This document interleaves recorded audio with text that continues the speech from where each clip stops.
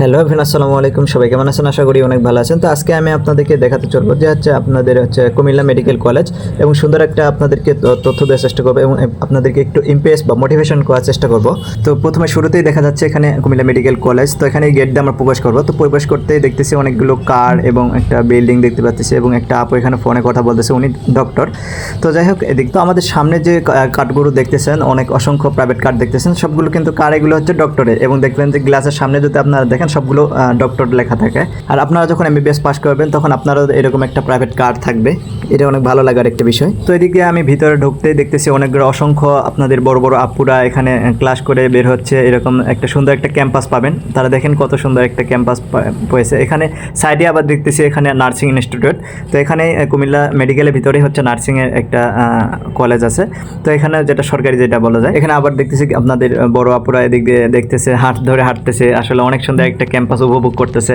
আসলে কি বলবো, এটা অনেক গর্বের একটা বিষয়। যখন তোমরা চান্স পাবে তখন নিজের ভিতরে এরকমটা মনে হবে যে আসলে আমি কোথায় আসলাম, বা এইরকম একটা পরিবেশে আসলে অনেক আসলে ভালো লাগবে। কিন্তু এরা কিন্তু একদিনে এভাবে আসেনি, অনেক দিন থেকে স্বপ্ন নিজের মধ্যে বুনতে বুনতে অবশেষে তারা অ্যাডমিশনে টিকার পর এরকম একটা মেডিকেলে, এরকম একটা নার্সিং ইনস্টিটিউটের তাদের পড়াশোনার সুযোগ হয়েছে। তো এদিকে আরেকটা বিল্ডিংয়ে আমি ঢুকলাম। তো এখানে যেগুলোতে কুমিল্লা মেডিকেলে যেগুলো রুগী ভর্তি হয় বা বাইরে থেকে যেগুলো রুগী আসে ওগুলো আর কি, তো এই বিল্ডিংগুলোতে থাকে। তো এগুলো অনেকগুলো ক্যাবিন থাকে, ইমার্জেন্সি আছে, তারপরে হচ্ছে সব কিছু আছে। তো এদিকে আমরা একটু সামনে দেখানোর চেষ্টা করবো যে আসলে কি আছে। আমি তো আজকে দেখতেছি প্রচুর রোদ, তো কী বার করবো, রোদের মধ্যে একটু ভিডিও শ্যুট করলাম। তো আমরা জানি যে আমরা শারীরিকভাবে অসুস্থ হলে বা শরীরে প্রবলেম হলে তখন আমরা হসপিটালে আসবো, হসপিটালে ভর্তি হয়। কিন্তু আমি বলবো যে আপনারা হসপিটালে আসবেন দুই কারণে বিশেষ করে। তো মনের মধ্যে যখন দেখবেন অহংকার থাকবে বা মনের মধ্যে হতাশা লাগবে, ডিপ্রেশন লাগবে, তখন এরকম হসপিটালে আসবেন। দেখবেন যে আসলে আপনারা দেখবেন যে কত হাজার হাজার রোগী বেডে শুয়ে আছে।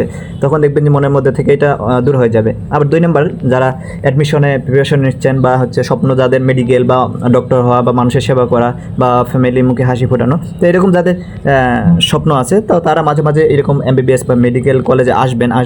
দেখবেন যে কলেজ ক্যাম্পাসে ঘুরবেন, আপনাদের বড় ভাইয়া বা আপুরা কীভাবে ক্লাস করতেছে, তাদের লাইফ স্টাইলগুলো দেখবেন, তাদের সাথে একটু কথা বলবেন, তারা কীভাবে চান্স পেয়েছে, তারা কীভাবে কী পড়ছে বা এরকম অনেক কিছু পড়বেন, গল্প করবেন। দেখবেন যে মনের মধ্যে একটা ইমপ্রেস বা মোটিভেশন কাজ করবে। তখন দেখবেন যে পড়ার ইচ্ছা হবে। তাছাড়া দেখবেন যে স্বপ্ন ছাড়া দেখবেন যে পড়াশোনা করবেন, পড়াশোনা করে মনে বসবে না, শুধু বাড়ির চাপে বা ফ্যামিলির চাপে স্কুলে যাবেন, আসবেন, শুধু ফোন চাপবেন, ফোন স্কুল করবেন, কিন্তু কখনো এরকম ভালো কিছু জায়গায় পৌঁছাতে পারবেন না, কখনো এরকম ভালো মনের মধ্যে কখনো কল্পনা আসবে না।